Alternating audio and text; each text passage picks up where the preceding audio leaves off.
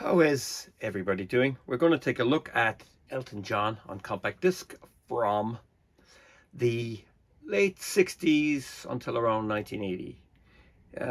Now, I must add that this video isn't going to stick to the albums in exact chronological order because, number one, compact disc was a new format back in the early 80s, and some things are released on compact disc, and then it kind of goes back into the catalog, you know yourself.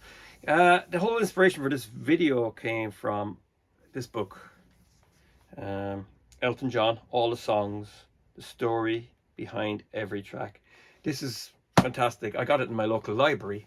It's actually quite heavy, and it's an amazing book. There's a lot to learn in it. You know, now I'm a big fan for years, and I already have lots of knowledge on the Piano Man. But this is fantastic, and it's well done. You know, it's definitely worth buying if you get your hands on it. I don't think it's that cheap. Yes, I've been reading it all week. There's lots in it, lots to read in it. And yeah, I've made Elton on CD before, volume 1 and 2, but that was back in 2016, I think. I've expanded my collection a lot since then, and there's other things I picked up, bits and pieces here and there. So ideally, I'm trying to have every single compact disc release, and just explain as much as I can about them, or when they were released and whatever. So yeah, I will recommend this book. It's really, really good. Yeah, goes all the way up to recent.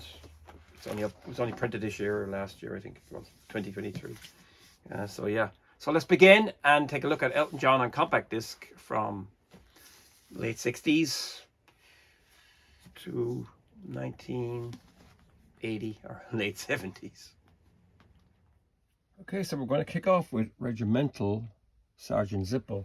Now, this was only released in 2022, but chronologically it fits at the beginning of Elton's career. Not because it was released before anything else. That's not true. These were songs that Elton recorded and he wanted to release as an album, but Dick James, the record company he was with, decided that no, they're not. They're a little bit under par, and you know, he should go and try something else, and he did. So this isn't the first album by any means, but it's from the late 60s. I bought it a couple of years ago and I never really got into it. Here you can see that there's a mono mix and a stereo mix. Yeah, it's a 12-track album by 2, obviously, but never really got into it. Yeah, it's not an awful lot like him. You know, you can hear the voice on the piano and stuff like that, but it's a bit meandering and stuff like that, and nothing really stands out that much in it. Yeah, so yeah, it's not the best by any means. And you have Empty Sky. This is technically the first Elton John album. This one isn't bad. It's a little bit better. This is the 1995 Classic Years series. These were all remastered by Gus Dudgeon. But this was produced by Steve Brown at the time, and he worked for Dick James. Empty Sky, yeah, it's they haven't really found their voice, but still it's not bad, you know. There's some nice stuff on it. I like Skyline Pigeon. It's not too bad. There's some extra tracks here, but you know, it's not the strongest album in his catalog by any means, but it's a bit of a novelty and it's a bit unusual. Next up is Elton John. This is the debut, with Gus Dudgeon producing. So this is really where it starts to kick off, and this is a great album. It's got strings on it by Paul Buckmaster. Your Song is on it. I Need You to Turn To. That's fantastic. Take Me to the Pilot. Fantastic. There's, you know, a lot of these songs are kind of gospel. There's a gospel feel going through it. Very, very good. I like 60 Years On as well. There's some great strings on that. There's some extras on this, Bad Side of the Moon, and an early version of Grey Seal, which appeared on Goodbye Yellow Brick Road eventually. Yeah, Bad Side of the Moon is quite cool as well, quite funky. Yeah, so this isn't a bad album, it's excellent. The core band isn't really here yet. That would be with him throughout the 70s. Next up is Tumbleweed Connection. This one is a great album, very mature. This is kind of songs written about the Wild West and Americana and stuff like that. Bernie Taupin was obsessed with all that kind of thing. This looks like it's an old train station in the US, but it's not. It was taken in England. Some fantastic songs on this. Ballad of Well Known Gone, Come Down in Time, Country Comfort, Son of Your Father, My Father's Gone. I really, really like that. Reminds me of The Band, Where to Now St. Peter. That's another great one. What else is on this? Burn on a Mission, fantastic. And then you've got the original version of Madman Across the Water, featuring what's his name on guitar? Oh, Mick Ronson. So really, really cool, really good. This one, 17th of the 11th, 70. This is just Elton in New York with Dee Murray on bass and Nigel Olsson on drums. This originally came out on vinyl back then as well.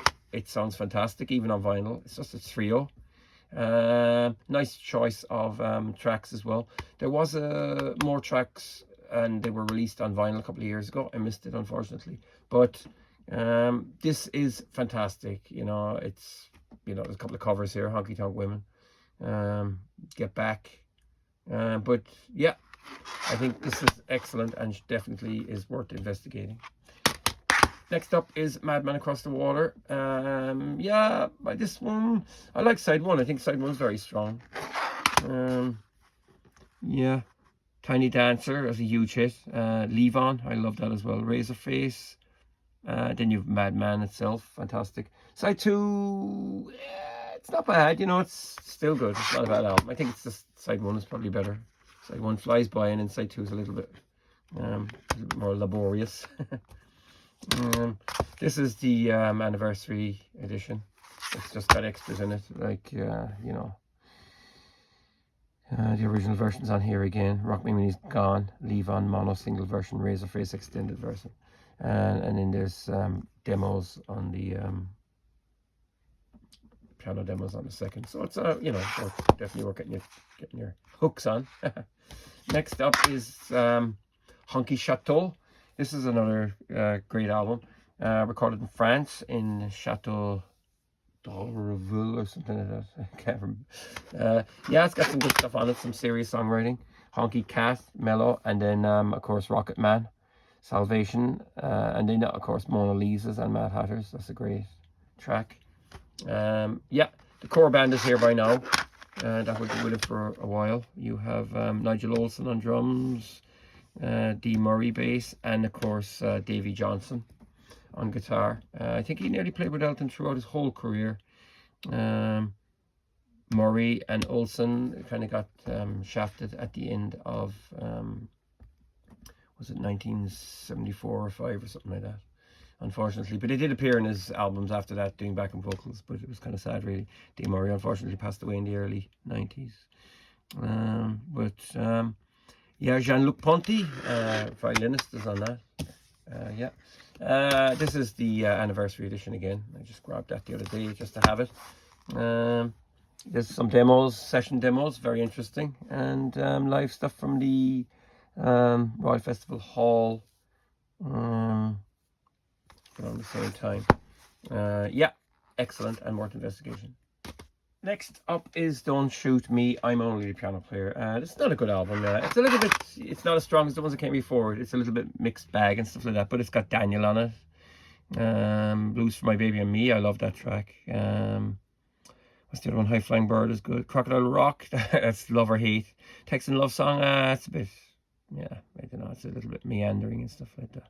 There's some extras on these as well, like I said, doing the classic series.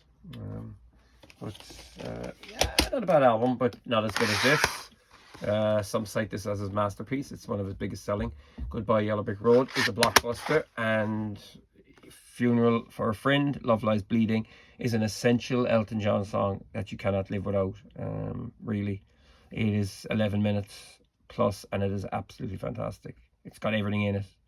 Absolutely fantastic. Candle in the Wind, Benny and the Jets, Goodbye Yellow Brick Road, Grace Seal, Jamaica Jerk Off. I've seen that movie too. Again, excellent. Sweet Painted Lady, very good. All the Girls of Alice, blah blah blah. Saturday Night, It's All Right for Fighting. I was never really into that, but he can still rock, you know. Harmony, ends up with Harmony, fantastic. This is a, you know, like I said, that's his, I guess it's his Sergeant Pepper's. Lady Samantha. Now, this is a collection of odds and sods. The CD actually wasn't released until, I think, was it 1988 or something? But it actually was released on cassette after Yellow Brick Road, and then it was released on vinyl in 1980, so it has a very slow release. And it's got some stuff on it, like that's not essential, but it kind of rounds up the B-sides, really. That's actually what it does. So yeah, that's Lady Samantha. And next up is Caribou, named after Caribou Ranch in Colorado, where Elton recorded some stuff. There's a little bit of slipping quality here. You know, he was obviously one of the biggest stars in the world at the time, but The Bitch's Back is on it. Pinky, Grimsby, Dixie Lily, that's good. Then there's a really stupid song called Solar Prestige Agamon. It means nothing. They were just making up words for a song to sound French. I've seen The Saucers, that's a good one. Ticking is good as well. And of course the monster hit, Don't Let the Sun Go Down on Me. And then there's some B-sides, Pinball Wizard and Step Into Christmas, and all that kind of thing. But it's not, you know, like I said, it's not bad. It's not bad at all. I enjoy it, but I don't listen to that much. Okay, next up is Elton John Greatest Hits. This is his first Greatest Hits package. I guess maybe in the UK anyway, and worldwide, but there might be others before that. But this one really is just we'll say 11 tracks of his biggest hits up to 1974. So this was a big selling vinyl LP at the time, and yeah, you can understand why, because it's got some great tracks on it. Next up is Captain Fantastic and the Brown Dirt Cowboy. Some people say that this is his best album of all time. It is very good. 1975 is the year. It's kind of autobiographical, and yeah, it is very good in fairness. Yeah, the hit from this was Somebody Saved My Life Tonight, and yeah, essential really. It is a very good album, and it kind of has a flow to it that's very strong. It has a better flow than Goodbye Yellow Brick Road, I'll be totally honest. So it's actually very strong. Yeah, so that's probably his last masterpiece of the 70s, arguably. Next up is Rock of the Westies, which is really west of the Rockies. This one is a bit of a mixed bag again. Sounds fantastic, you know, the playing is good on it. Now his old band are kind of gone. He's back playing with different musicians now here again. Island Girl is on it, yeah. I love I Feel Like a Bullet in the Gun of Robert Ford. That's one of my favorites. It's a ballad. Harks back to the cowboy days in the early 70s. But yeah, there's some, yeah, it's the playing is complex in some songs, like Feed Me and Hard Luck Story and stuff like that. There's kind of complex playing on it, yeah, you know. Lots of synthesizers. James Newton Howard handles the strings and stuff, and he's fantastic. So yeah, it's not bad, but again, it's not my favorite. But every time I play it, I like it. Next is Here and There. This was originally released as a single LP, but this is fleshed out, and it's got 2 concerts. One is from London, and the other one is from Madison Square Garden in New York. And the Madison Square Garden one is important because John Lennon, I think it was his last appearance in public, and I saw her standing there. I think they performed on, or Lucy in the Sky with Diamonds, or Whatever Gets You Through the Night. So yeah, that's a pretty important one because of that alone. Next up is Rare Masters. Now, before anybody jumps down my throat, this was actually released in 92, I think, in the US, and 93 in the UK. The reason I'm putting it here is because it's B-sides and outtakes and all these kind of things released up to 1975, 76. So that's technically where it would stand, you know what I'm saying? I mean, if it did come out after The One, and again, it's a kind of a Dick James compilation, because they were masters, belonged to the company. And yeah, there's some good stuff on it, you know what I mean? Yeah, there's some good stuff here. So, you know, it's got what is it, 37 tracks, and there's you know, kind of annotation by Bernie all the way through it and stuff like that.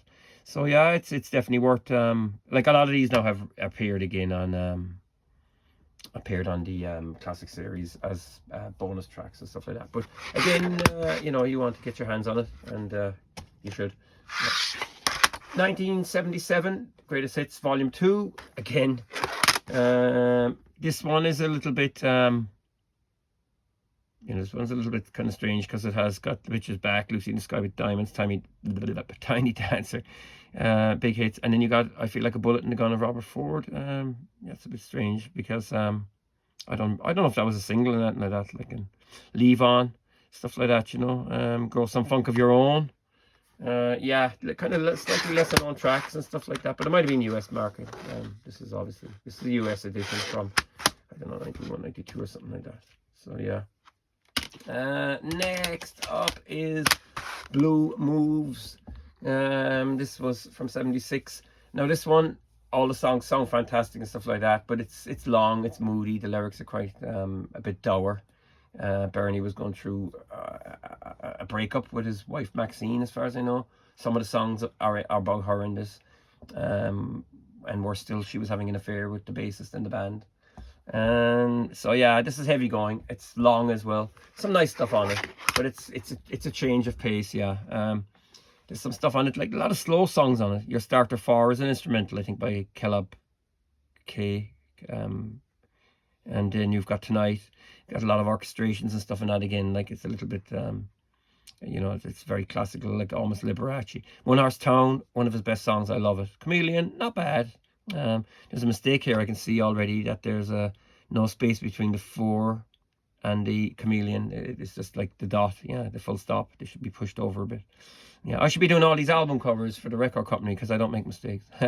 Boogie Pilgrim, not bad, but it's way too long. Cage of Songbird, I think that's about Edith Piaf. Crazy Walter, that's a great track. And then you got Shoulder Holster, that's not great. And then Sorry Seems to Be the Hardest Word. I think that's about, it could be about John Reed, I think, or somebody, I'm not sure. Elton was seeing him at the time. Out of the Blue, it's an instrumental, it's quite good. And then between 17 and 20, that's about Maxine, I think.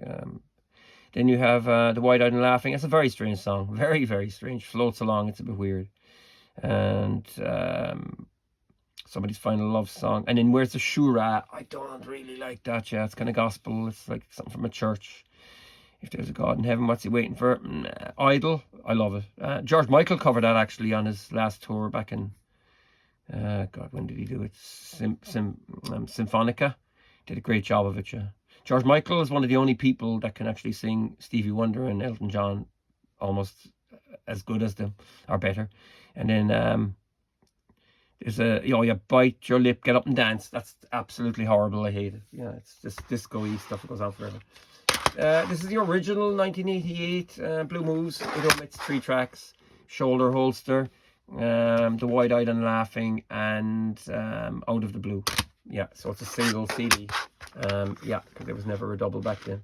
So yeah, that's what happens. Next, A Single Man. Now this is a change in pace completely. It's kind of light, funky.